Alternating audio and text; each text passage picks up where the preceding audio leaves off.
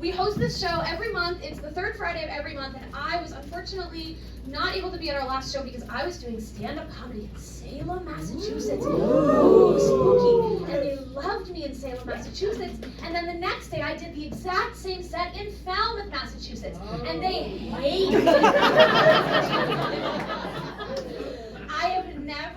I don't think I've experienced a 20 minutes of silence more profound than that, like since I came out to my dad.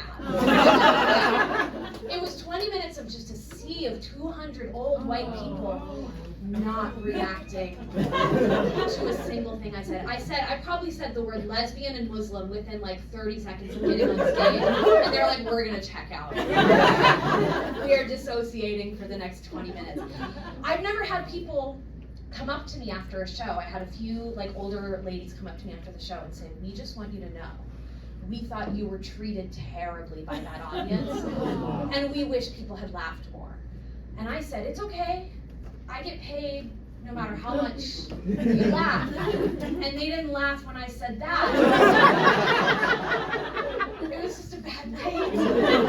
I learned that night, I learned a few things. One, I learned that middle-aged liberal white ladies love me.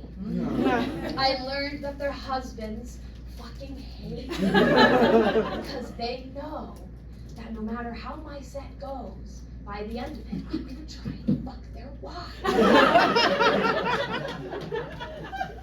I learned that night that, like, as queer people, we live in a completely different world sometimes than straight people. Like, I've primarily been doing this show. I've done a lot of queer shows around Boston, and so that's like my material, you know? Like, it's for people with blue hair from Somerville. Like, that's my fucking demographic. I went to Marshall's.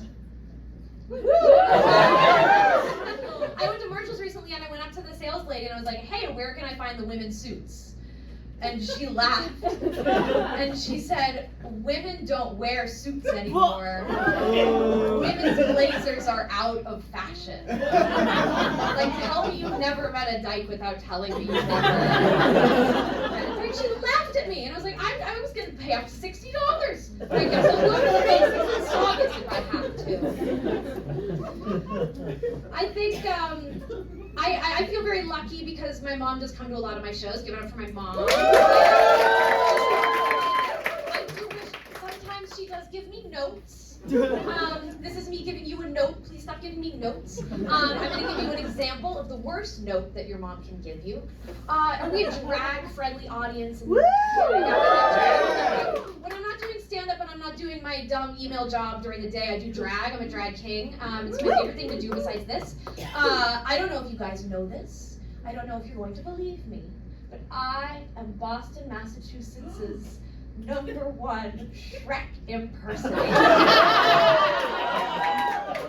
I've done not 1, not 2, but 4 Shrek-themed drag brunches. And wouldn't you know it, I got to be Shrek.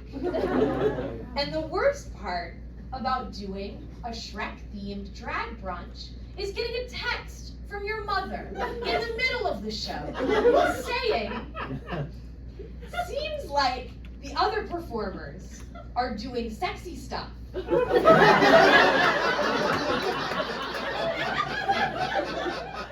Do you think you could try to be a little sexier? I think people would tip you more.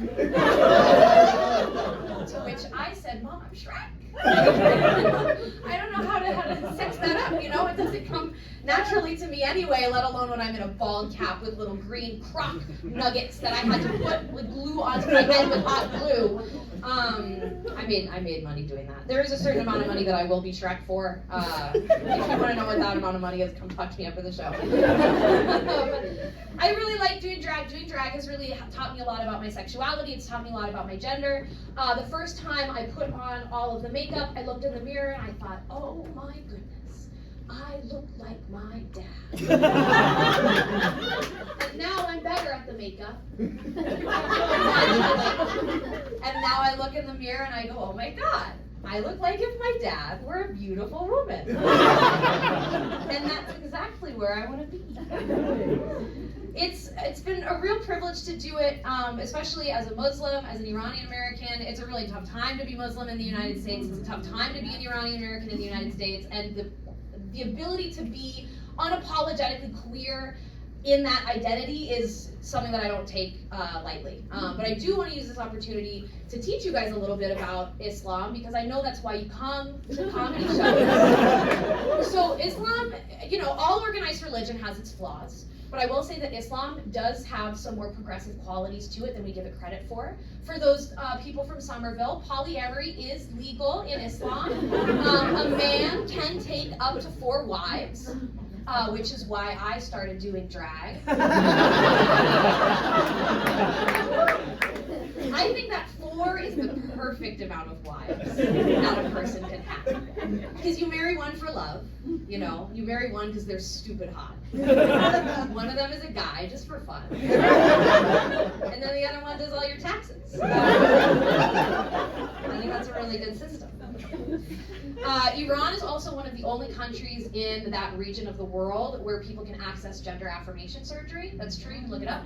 People actually come from Europe, from different countries in Europe, to Iran for the sole purpose of receiving that type of care. Because it's fucking awesome. Because in certain Islamic practices, your body is considered a vessel that's meant to get your soul from this world to the next. So any changes you make to your body in this world don't really matter that much. And so that's what I tried to use as an explanation when I told my dad that I wanted tattoos. And he said, do you think maybe you could like start testosterone? I would prefer that. I am a gender fluid person. I think that we as queer people sometimes go too far though. As someone who has been part of Shrek brunches, I think queer art does not always need to be protected. I'm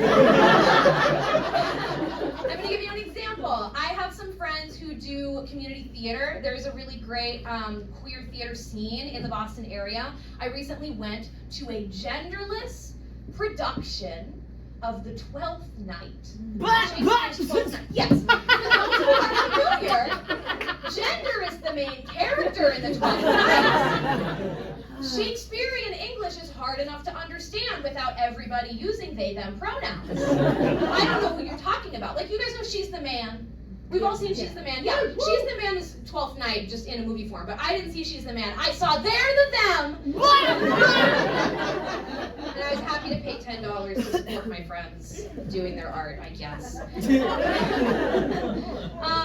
I do a lot of musical comedy. I really love to do musical comedy. But sometimes when you're a musical comic, it's really hard to come up with something that's going to sustain itself for more than a couple verses or a couple lines. So I would like to sing you guys a series of short, unfinished songs that are funny for 20 seconds most, maximum, if that works for you. Wow.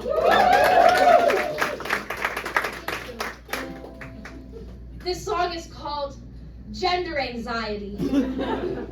Nobody believes me when I say that I am gender fluid. Everybody thinks that I am faking being gender fluid. But I'm telling the truth, I'm telling the truth, I'm telling the truth, I'm telling the truth, I'm telling the truth. Thank you.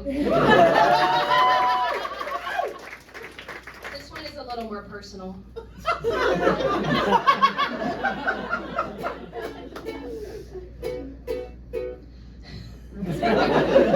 HPV, HPV, how did you find your way to me? HPV, HPV, I don't want you inside me. That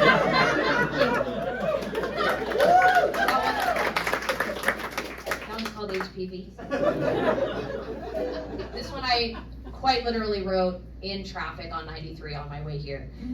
If you ever get rear-ended by me on 93, it's because I am playing the ukulele while I'm driving. I'm so sorry, I'm so sorry.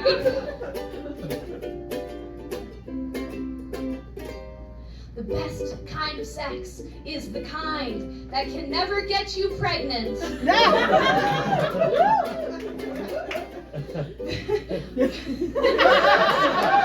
so sorry.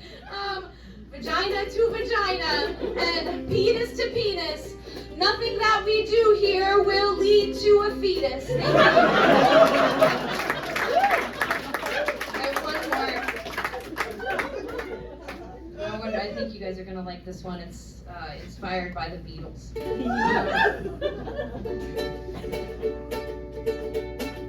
I had a dream that my sister was a baby. I gave her a bath and she tried to smoke a cigarette, but I remembered you're not supposed to give cigarettes to babies. So I took it and I hid it in my room. And then a giant crow flew in and it tried to steal the cigarette and it attacked me with the cigarette in its beak.